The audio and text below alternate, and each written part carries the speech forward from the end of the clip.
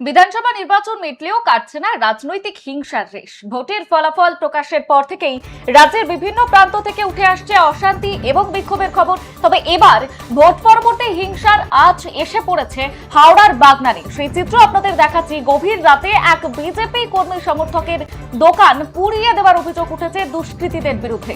ঘটেছে বাগনান বিধানসভার অন্তর্গত দুর্গদা এলাকায়। আর এই গোটা ঘটনাকে কেন্দ্র করে এলাকায় তীব্র উত্তেজনা ছড়িয়েছে। তবে স্থানীয় সূত্রে এই মুহূর্তে যেমনটা জানা যাচ্ছে, দুর্গদা এলাকার বাসিন্দা ওই বিজেপি সমর্থকের একটি দোকান রয়েছে।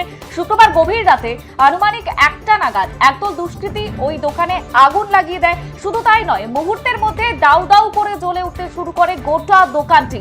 আগুনের লেলিহান শিখায় দোকানের ভেতরে থাকা সমস্ত সামগ্রী পুড়ে ছাই হয়ে যায়। আর গভীর রাতে এই অগ্নিকাণ্ডের জেরে ব্যাপক ক্ষয়ক্ষতি হয়েছে বলেও দাবি ক্ষতিগ্রস্ত ব্যবসায়ী।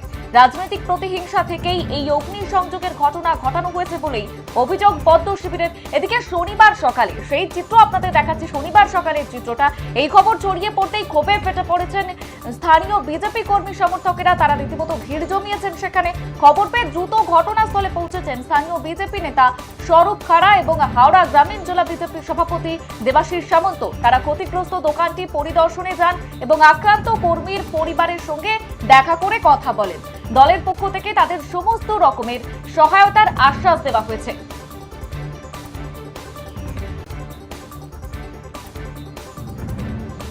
এই মুহূর্তে বাগনানের চিত্র আপনাদের দেখাচ্ছি। ভোট পরবর্তী হিংসা বাগনানে বিজেপি সমর্থকের দোকান পুড়িয়ে দেওয়ার অভিযোগ উঠেছে কয়েকদল দুষ্কৃতীর বিরুদ্ধে। সেই ছবি আপনাদের দেখাচ্ছি, কিভাবে পুড়ে ছাই হয়ে গিয়েছে দোকানের একাংশ। বিধানসভা নির্বাচন মিটলেও কাটছে না রাজনৈতিক হিংসার রেশ। আর ভোটের ফলাফল প্রকাশের পর থেকেই রাজ্যের বিভিন্ন প্রান্ত থেকে উঠে আসছে অশান্তি এবং বিক্ষোভের খবর। তবে আগুন লাগিয়ে দেওয়ার খবর, মানে বিজেপির সমর্থকরা দোকান পুড়িয়ে দেওয়ার অভিযোগ, বিজেপির সমর্থকদের দোকান পুড়িয়ে দেওয়ার অভিযোগ উঠেছে একদল দুষ্কৃতীর বিরুদ্ধে। সেই চিত্র আপনাদের দেখাচ্ছি এবং তার সঙ্গে দেখাচ্ছি সকালের চিত্রটা। সকালে এই মুহূর্তে পরিস্থিতি কি রয়েছে সেখানে, সেই চিত্র আপনাদের দেখাচ্ছি। বিজেপি কর্মী সমর্থকেরা তারা ভিড় জমিয়েছিলেন ওই কর্মী সমর্থকের দোকান পুড়িয়ে দেওয়ার পরে। সকালবেলা, শনিবার সকালবেলা বিজেপি কর্মী সমর্থকেরা তারা দোকানের সামনে ভিড় জমিয়েছেন। শুধু তাই নয়, পুলিশও পৌঁছেছে ঘটনাস্থলে।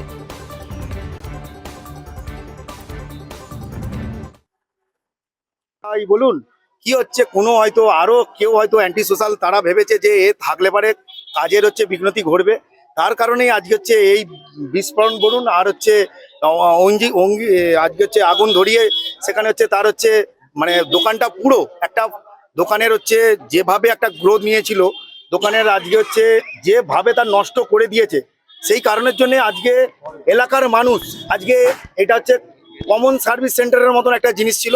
কারণ এখান থেকে নানান রকম ভাবে সরকারি সুবিধা অসুবিধা সবকিছু এখান থেকে বিনিময় করতো এবং যথারীতি দায়িত্ব নিয়ে পার্টি ছাড়াও সমস্ত জনসাধারণকে উনি সেবা পরিষেবা দিতেন। কারণ এইটার উপর দিয়ে আমাকে বাড়ি যেতে হতো। আমি দিনে যদি 4বার 5বার বেরোতাম, খালি কোনো রকম হয়তো খেতেটুকুনি যেত, তারপরে রাত্রি 10টা 11টা 12টাও পর্যন্ত দোকানগুলো পরিষেবা দিত।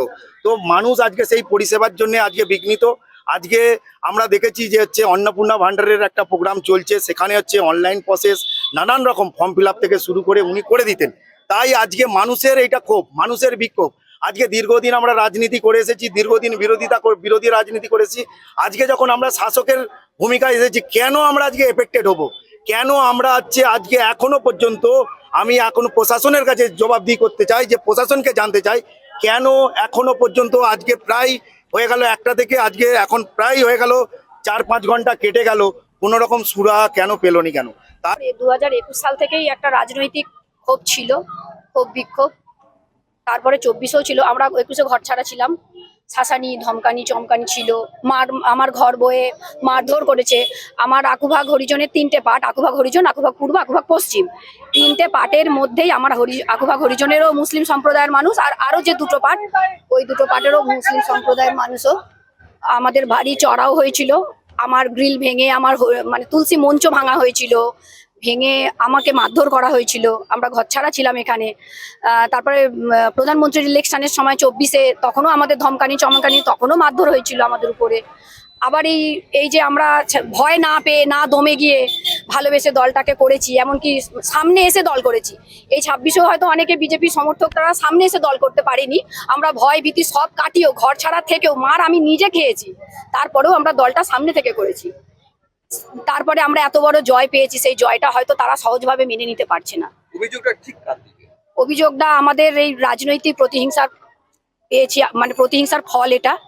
আমাদের মানে ধনে প্রাণে শেষ করে দেওয়ার, মানে একটা মানুষের অর্থনৈতিক দিক থেকে দুর্বল করে ফেললে সে অনেকখানি দিক থেকে সব দিক থেকে ভেঙে পড়ে।